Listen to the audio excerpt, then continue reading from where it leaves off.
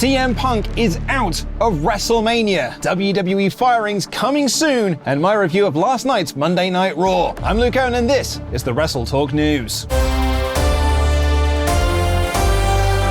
Support WrestleTalk!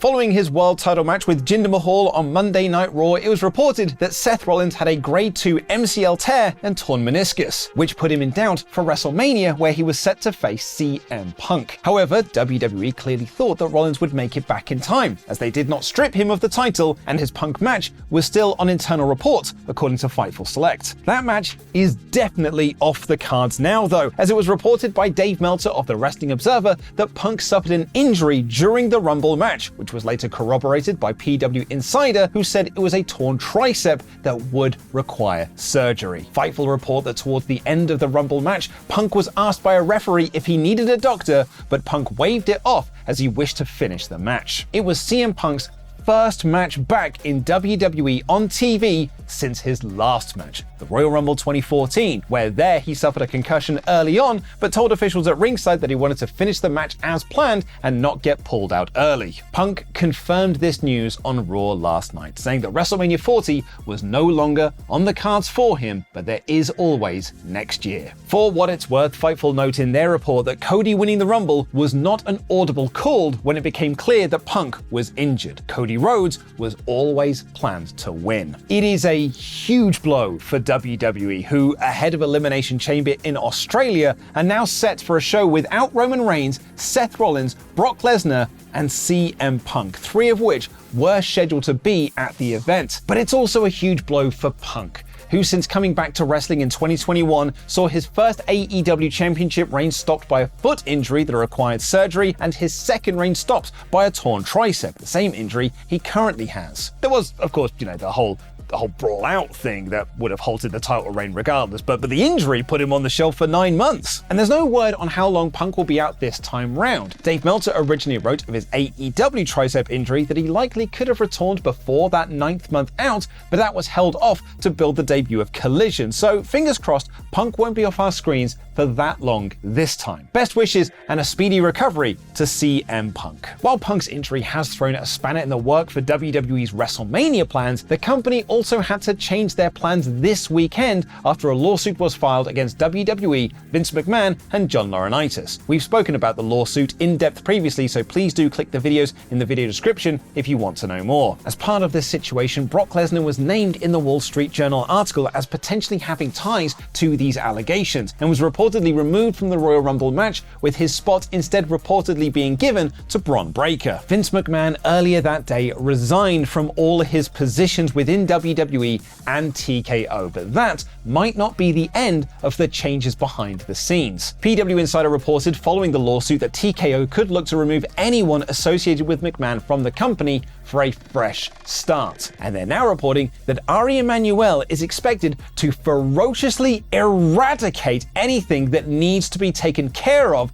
to protect his businesses. An example of his priorities was given in 2018 when he pulled out of a $400 million Saudi Arabia deal without blinking an eye, following the murder of journalist Jamal Khashoggi. He felt the relationship with Saudi Arabia could damage the reputation of his company. The belief among the sources PW Insider spoke to was that if Emmanuel was willing to be as ruthless as he has been in business in the past, he would have no problem removing anything and anyone still remaining, particularly those with connections to Vince McMahon. And it looks like that could begin with Brock Lesnar. Dave Meltzer on Wrestling Observer Radio said, "It appears that Brock Lesnar's not going to be around for a while. Some people think ever." He adds that forever isn't a term you can always use in pro wrestling because people often always come back if they draw. CM Punk returned to WWE after all. But he also added to the PW Insider report saying, "Somebody said to me tonight,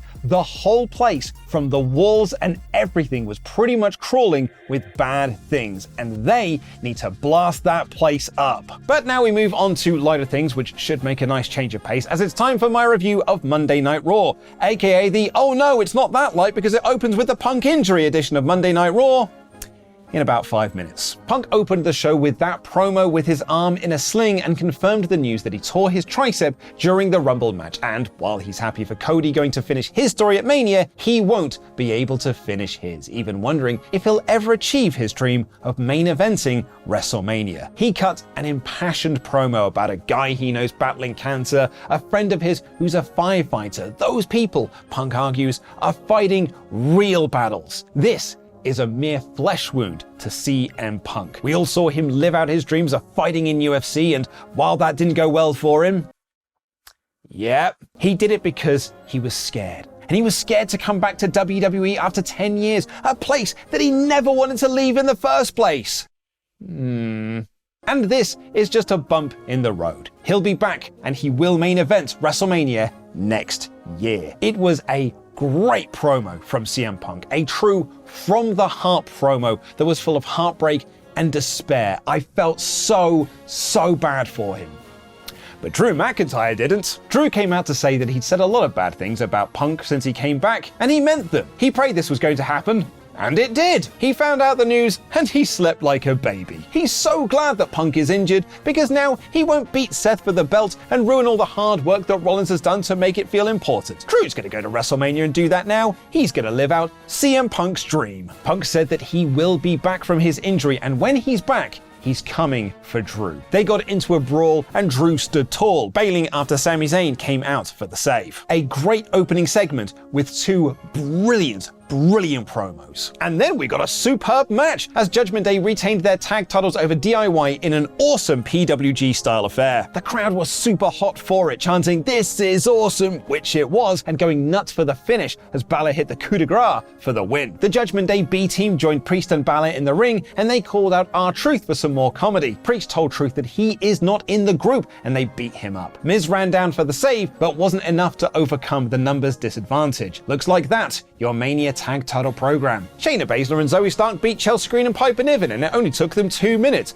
Baszler literally shrugged after Stark pinned Green. Cody Rhodes came out for a promo next to officially confirm that he is, in fact, choosing Roman Reigns for WrestleMania. But another spanner might have been thrown in the creative works as Seth Rollins came out to speak to Cody. Seth told Cody that picking Roman is a mistake. Cody should pick him instead. The crowd heard this news and chanted, "No, no, no." Seth told Cody that he's not the guy. Roman isn't the guy, Seth is the guy, and he has the most important title in WWE. And this crowd were not really buying into that at first, but Seth's following promo was so good that he did get people on his side, because he, in essence, made the World Heavyweight Championship feel like the fans' title. He said this belt only exists because fans were sick of Roman barely defending it, and when he did, cheated to win. Meanwhile, Seth is doing every house show and main eventing those shows with this title. His belt is the workhorse title. It's the people's title. It's Dusty's title. Roman's, on the other hand,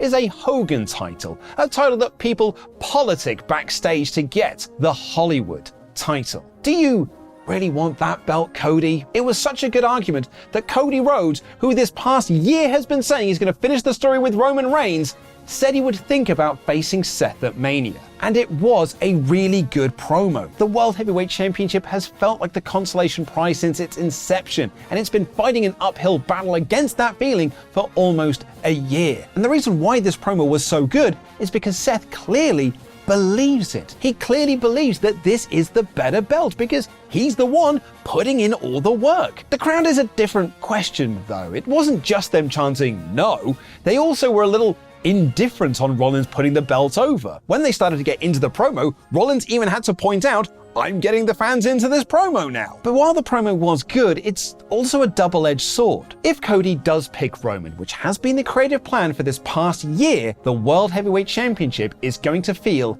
even more second-rate than it already does. But if Cody picks Seth, then Roman's belt, this Hollywood belt for phonies, is going to feel like nothing more than a prop for whatever match he has at Mania, whether that be against The Rock or anyone else. In fact, if it is The Rock, it's going to feel even more like a prop because of Seth connecting it to Hollywood. And who wants to see two proven part-timers going for a belt that apparently means all. You could just rename it the TKO belt at this point. And if it is just a prop, then what's the point of this record-setting reign? Roman may as well just keep the belt forever. The belt means nothing. I'm kind of in two minds on this promo, so I'm really curious to hear what you thought of it. Right, I am well over time here, so here's the other stuff that happened on the show. Jey Uso beat Bronson Reed, and Andrade signed with Raw. Nick Aldis teased that Bron Breakker would sign with SmackDown. Gunther beat Kofi Kingston to retain the Intercontinental Championship in a good match. Imperium beat up New Day afterwards, and the Kabuki Warriors beat Natalya and Tegan Nox in a match that the crowd